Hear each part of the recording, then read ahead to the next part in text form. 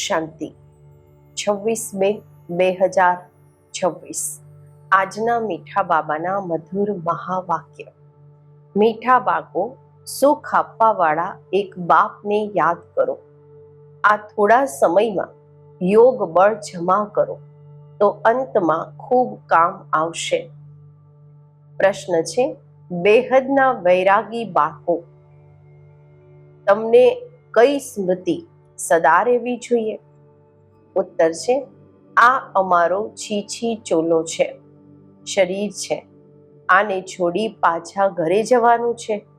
આ સ્મૃતિ સદા રહે, બાપ અને વારસો યાદ રહે, બીજું કંઈ પણ યાદ ન આવે. આ છે બેહદનો વૈરાગ.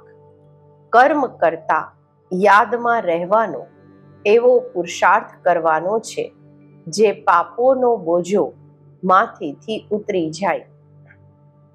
આત્મા તમો પ્રધાનથી સતો પ્રધાન બની જાય. ઓમ શાંતિ. બાપ બાળકોને રોજ ખૂબ સહજ વાતો સમજાવે છે. આ છે ઈશ્વરીય પાઠશાળા. બરોબર ગીતામાં બી કહે છે, ભગવાન વાચ, ભગવાન બાપ બધાના એક છે. બધા ભગવાન નથી હોઈ શકતા. હા, બધા બાળકો હોઈ શકે છે એક બાપના. આ જરૂર બુદ્ધિમાં આવવું જોઈએ કે બાપ સ્વર્ગ નવી દુનિયાની સ્થાપના કરવા વાળા છે. પરંતુ શિવ જયંતી કેવી રીતે થાય છે? આ તો બાપ જ સમજાવે છે. બાપ આવે છે કલ્પના સંગમ યુગ પર બાળકોને ફરીથી પતિતથી પાવન બનાવવા, અર્થાત વારસો આપવા. આ સમયે બધાને રાવણનો શ્રાપ છે, એટલે બધા દુખી છે. અત્યારે કળિયુગી જૂની દુનિયા છે.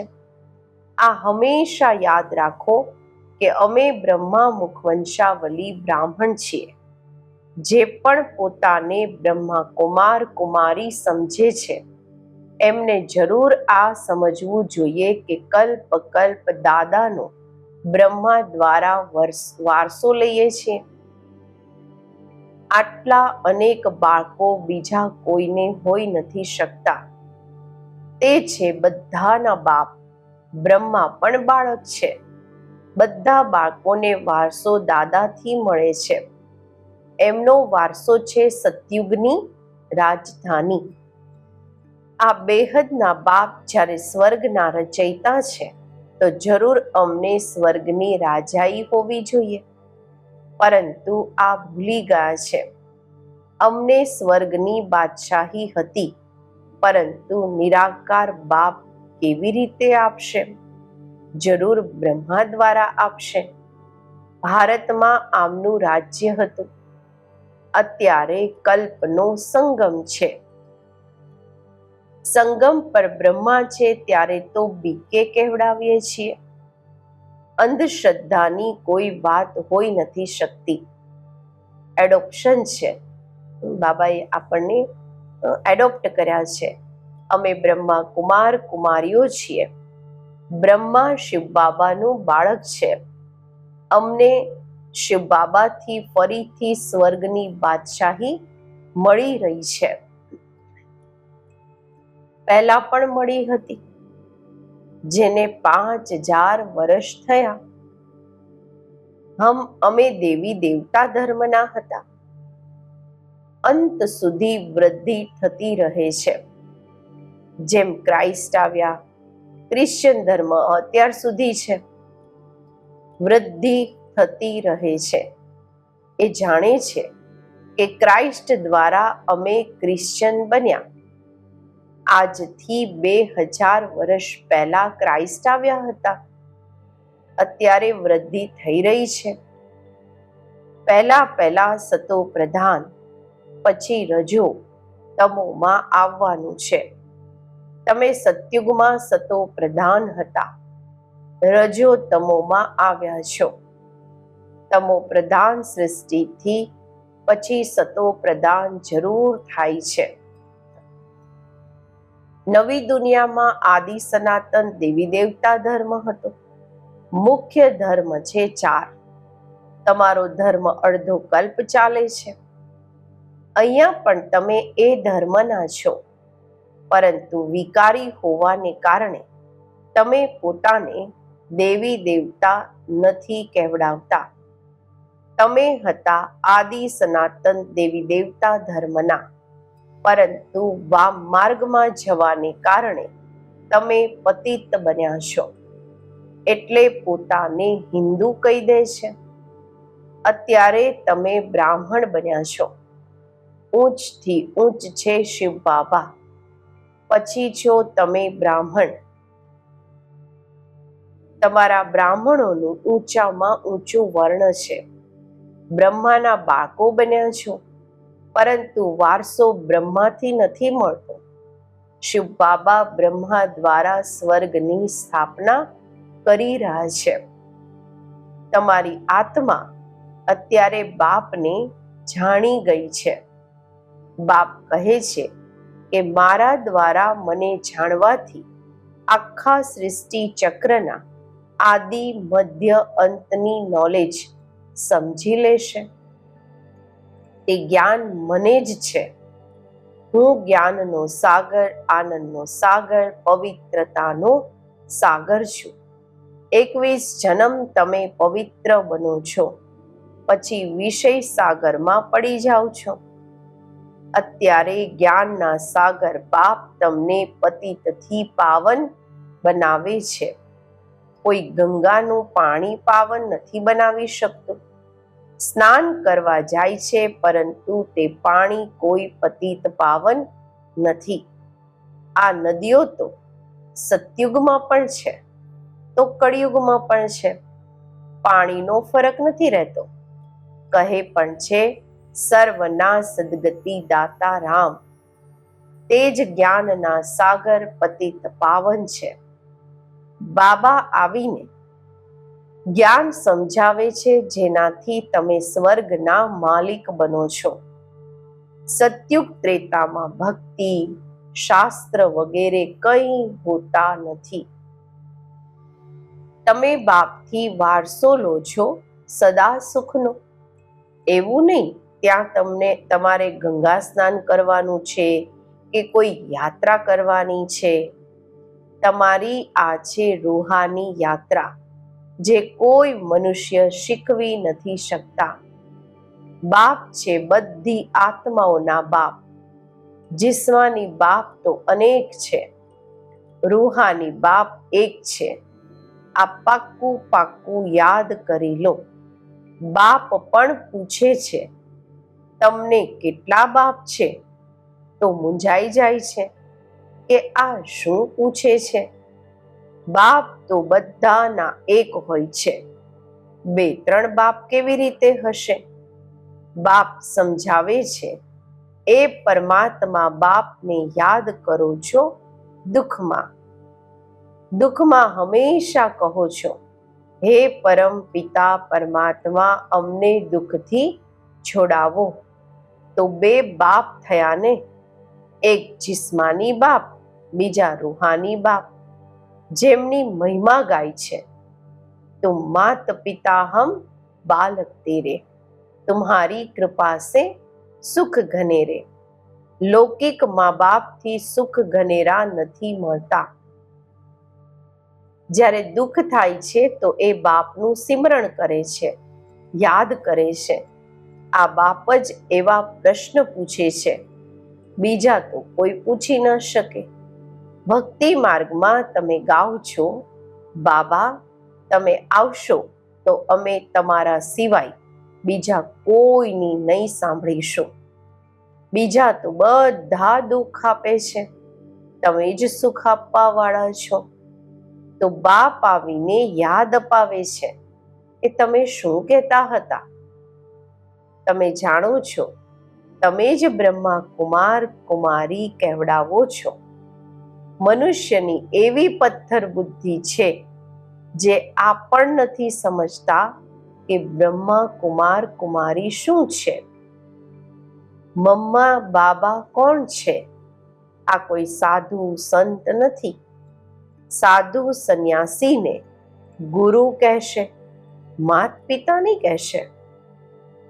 આ બાપ તો આવીને દેવી ધર્મનું રાજ્ય સ્થાપન કરે છે, જ્યાં આ લક્ષ્મી નારાયણ રાજા રાણી રાજ્ય કરતા હતા. પહેલા પવિત્ર હતા, પછી અપવિત્ર બને છે. જે પૂજ્ય હતા તે પછી 84 જન્મ લે છે.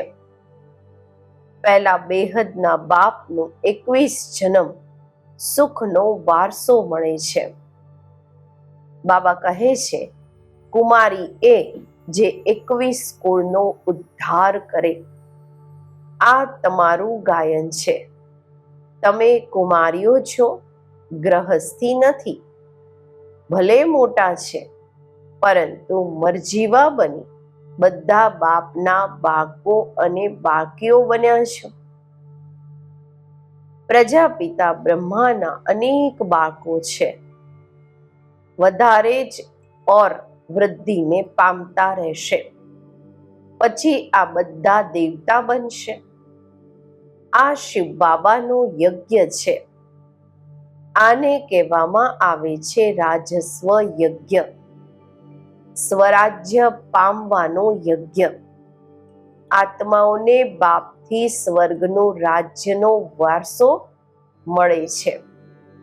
આ રાજસ્વ અશ્વમેઘ જ્ઞાન યજ્ઞમાં શું કરવાનું છે? શરીર સહિત જે કંઈ છે તે બલિહાર કરવાનું છે અથવા સ્વાહા કરવાનું છે. આ યજ્ઞથી તો તમે પછી રાજ્ય પામશો. બાપ યાદ અપાવે છે કે ભક્તિ માર્ગમાં તમે ગાતા હતા કે હે બાબા, તમે જ્યારે આવશો તો અમે બલિહાર જઈશું, વારી જઈશું. અત્યારે તમે પોતાને બધા બ્રહ્મા કુમાર કુમારીઓ તો સમજો છો. ભલે રહો પોતાના ગ્રહસ્થ વ્યવહારમાં, પરંતુ પાવન રહીને રહેવું પડશે.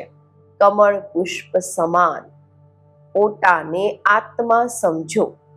અમે બાબાના બાળકો છીએ. તમે આત્માઓ છો આશિક. બાપ કહે છે, હું છું એક માશુક. તમે મને માશુકને બોલાવતા રહો છો.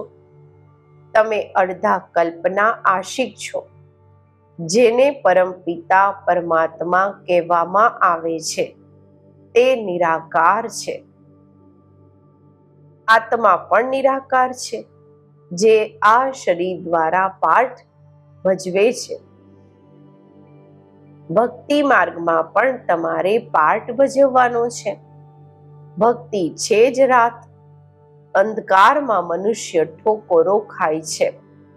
દ્વાપરથી લઈને તમે ઠોકરો ખાધી છે. આ સમયે મહા દુઃખી થઈ ગયા છો.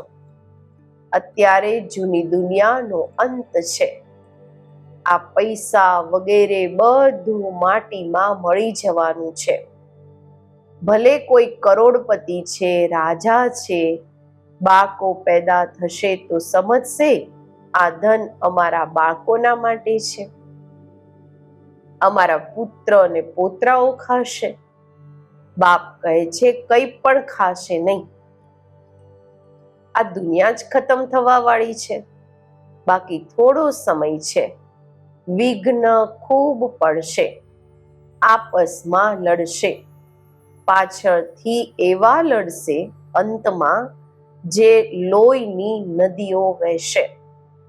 તમારી તો કોઈની સાથે લડાઈ નથી. તમે યોગ બળમાં રહો છો. તમે યાદમાં રહેશો તો કોઈ પણ તમારી સામે ખરાબ વિચારથી આવશે તો એમને ભયંકર સાક્ષાત્કાર થઈ જશે અને ઝટ ભાગી જશે. તમે શિવ બાબાને યાદ કરશો અને એ ભાગી જશે. જે પાક્કા બાળકો છે, પુરુષાર્થમાં રહે છે કે મારા તો એક શિવ બાબા, બીજું ન કોઈ. બાપ સમજાવે છે, હથ કારડે દિલ યારડે. હાથોથી કામ કરો, દિલથી બાબાને યાદ કરો. બાળકોને ઘરને પણ સંભાળવાનું છે, પરંતુ તમે આત્માઓ બાપને યાદ કરો તો પાપોનો બોજો પણ ઉતરી જશે. માત્ર મને યાદ કરો તો તમે તમો પ્રધાનથી સતો પ્રધાન બની જશો, પરંતુ નંબરવાર પુરુષાર્થ અનુસાર. પછી તમે બધા આ શરીર છોડશો. બાબા બધી આત્માઓને મચ્છરોની જેમ લઈ જશે. કેવી રીતે જઈશું? મચ્છરોની જેમ ઝુંડમાં બધી આત્માઓ જશે. બાકી આખી દુનિયાને સજા ખાવાની છે. ભારતમાં બાકી થોડા જઈને રહેશે. એના માટે આ મહાભારત લડાઈ છે. અહીંયા તો ખૂબ વૃદ્ધિ થશે. પ્રદર્શની, પ્રોજેક્ટર વગેરે દ્વારા કેટલા સાંભળે છે. તે પ્રજા બનતી જાય છે. રાજા તો એક હોય છે, બાકી હોય છે પ્રજા. વજીર પણ પ્રજાની લાઈનમાં આવી જાય છે. ઢેર પ્રજા હોય છે. એક રાજાની લાખોના અંદાજમાં પ્રજા હોય છે. તો રાજા રાણીને મહેનત કરવી પડે ને. બાપ કહે છે, બધું કરતા નિરંતર મને યાદ કરો. જેમ આશિક માશુક હોય છે, એમનો જિસ્માની લવ રહે છે, દૈહિક લવ રહે છે. તમે બાળકો આ સમયે આશિક છો. તમારા માશુક આવેલા છે, તમને ભણાવી રહ્યા છે. ભણતા ભણતા તમે દેવતા બની જશો. યાદથી વિકર્મ વિનાશ થશે અને તમે સદૈવ નિરોગી પણ બનશો. પછી 84ના ચક્રને પણ યાદ રાખવાનું છે. સતયુગમાં આટલા જન્મ, ત્રેતામાં આટલા જન્મ. અમે દેવી દેવતા ધર્મવાળાઓએ 84નું પૂરું ચક્ર લગાવ્યું છે. આગળ જઈને તમે ખૂબ વૃદ્ધિને પામશો. તમારા સેન્ટર્સ હજારોની અંદાજમાં થઈ જશે. એ અત્યારે તો થઈ ગયા છે.